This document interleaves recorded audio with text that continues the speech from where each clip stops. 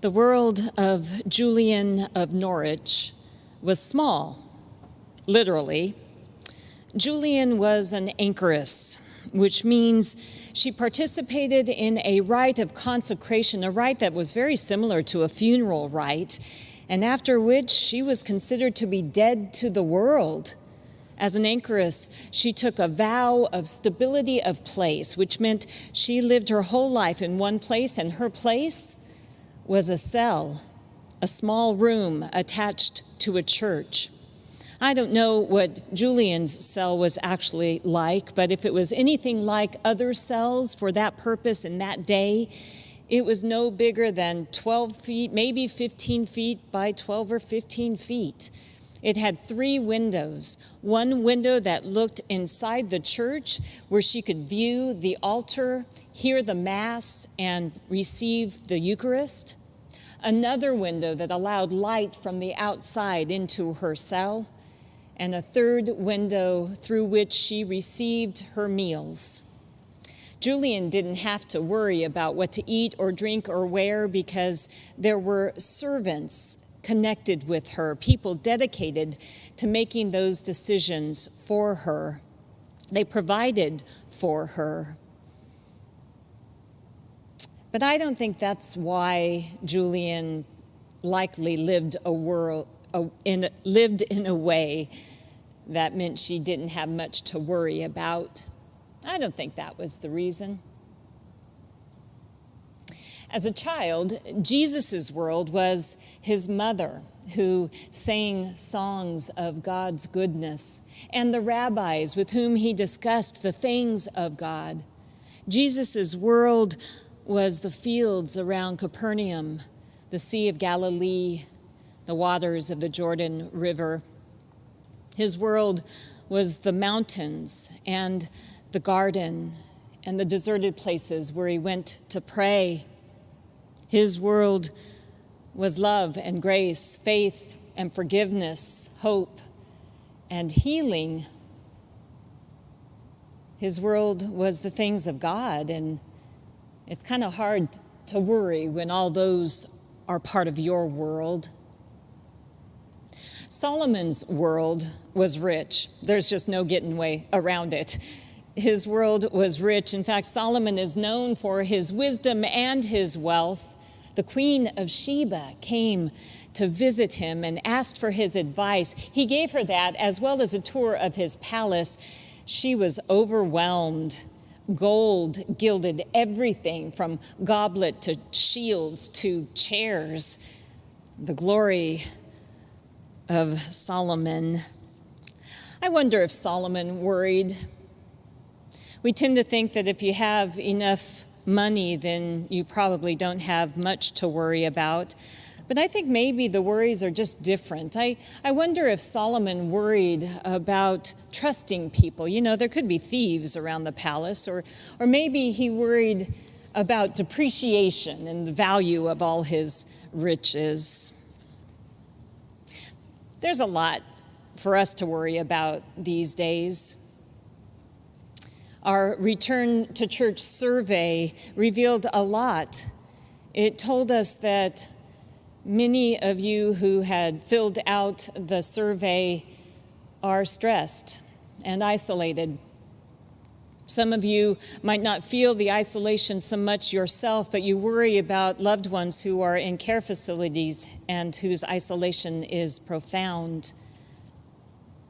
Almost 36% of you who filled out that survey, you don't know when you'll return to church. Nearly 16 of you have not ventured out of your home yet during this pandemic. And 49% of you won't return to church until there is herd immunity or a vaccine. Some people have illnesses and pre-existing conditions that cause you to worry about the risk of contracting COVID unnecessarily. 20% of you have a friend or family member who has had COVID-19. Some are sons and daughters, aunts, uncles, fathers, mothers, and some of them have died 6% have lost their financial stability. And others might not have lost your own financial stability, but you are trying to care for people in your family that have lost theirs, making it all the more worrisome. Some are worried about politics and protests and violence and injustice, and although worry doesn't adequately describe what some feel about the deaths of unarmed Black men. I'm learning about the world of Black and brown people who have to buy their food and drink and clothing on a yearly salary that is anywhere from $34,000 to $45,000 less than a white person in similar jobs. That's worrisome at so many different levels.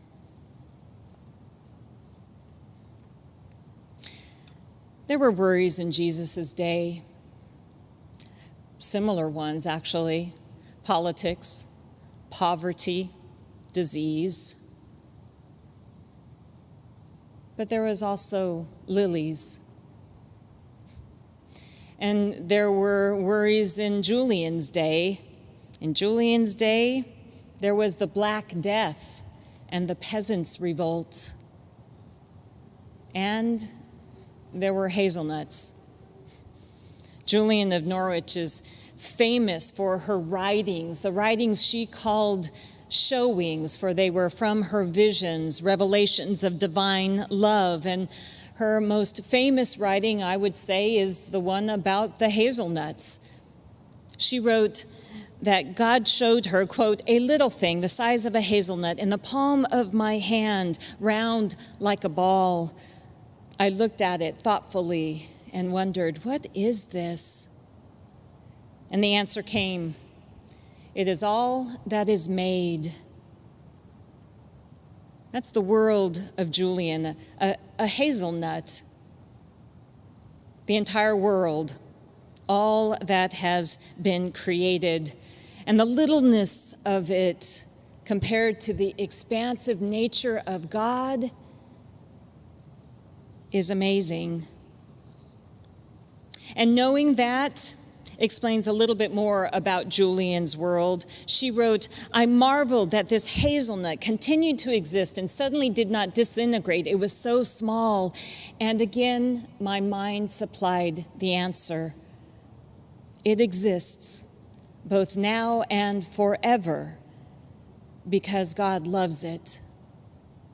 In this little thing, I saw three truths. The first is that God made it. The second is that God loves it. And the third is that God sustains it."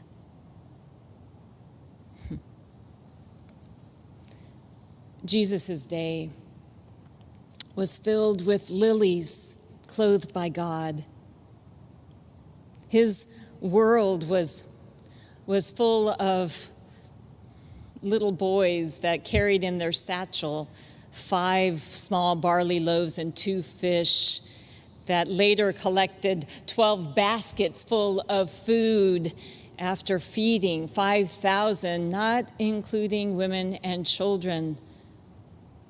Jesus' world had the Beatitudes in it, where he named the worries of the world, the worry of worry, or of hunger and thirst, of persecution, of insults and poverty and lies, and all of those things that could be eradicated and made better through God and through those who are merciful and peacemakers and pure in heart. Jesus' world had the story of Solomon and all of his glory, to which Jesus said, "The lilies of the field are alive today and gone tomorrow, and you are fooling yourself if you think you or Solomon could take all the wealth that you have now with you in death. What good is a closet full of clothing if in God's providence it is food for moths?" I can't say for sure what happened to Solomon's riches, but I do know that his position of wealth did not last for his son, the heir to the throne. 10 out of 12 tribes of Israel did not recognize his reign and broke off and formed a larger kingdom in the north. Julian wrote, "Until all that is made seems as nothing, no soul can be at rest.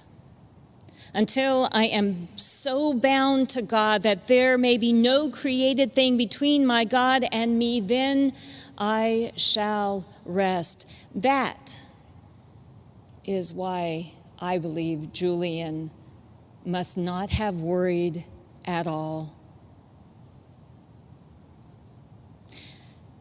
Over 80% of the people who filled out the Return to Church survey said they are doing all right.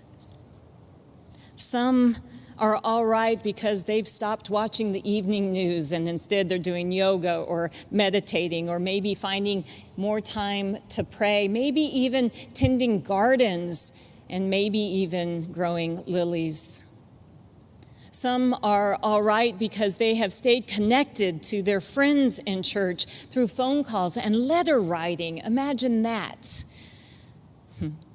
Some are all right because they are, like you, worshiping virtually.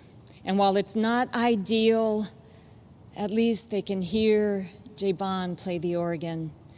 And they can watch Kenton and his messages to the children. And they can see this beautiful sanctuary in all its glory. I received a beautiful letter from a woman who is 99 years old, and she said she watches every Sunday. It is the highlight of her week. In fact, she gets up on a Sunday morning and puts on her Sunday best to watch the worship from her home, and she sings every word to every hymn.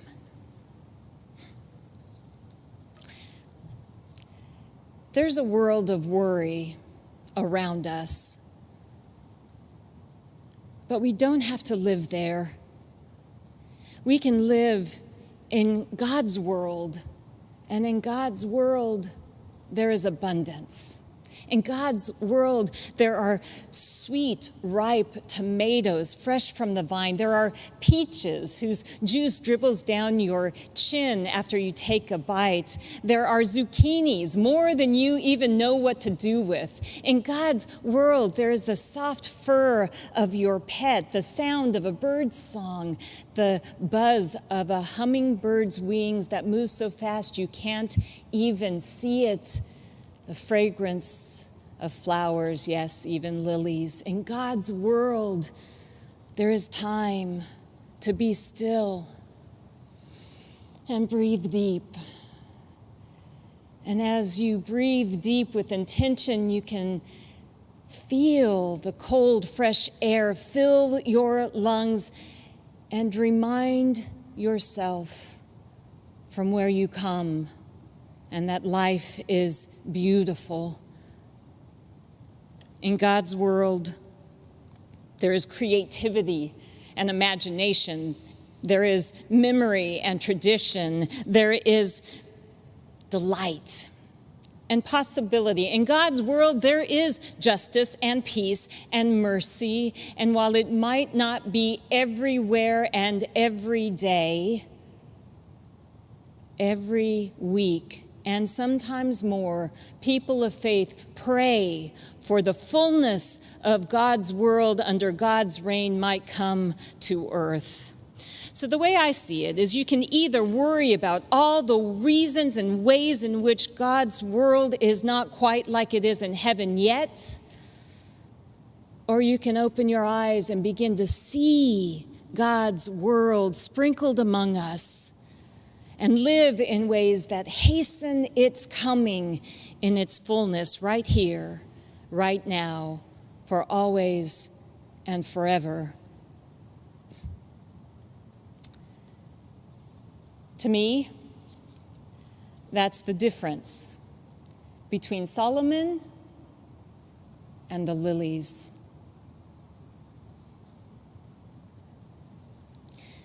For me, that's Julian's world. Can you see it outside your window?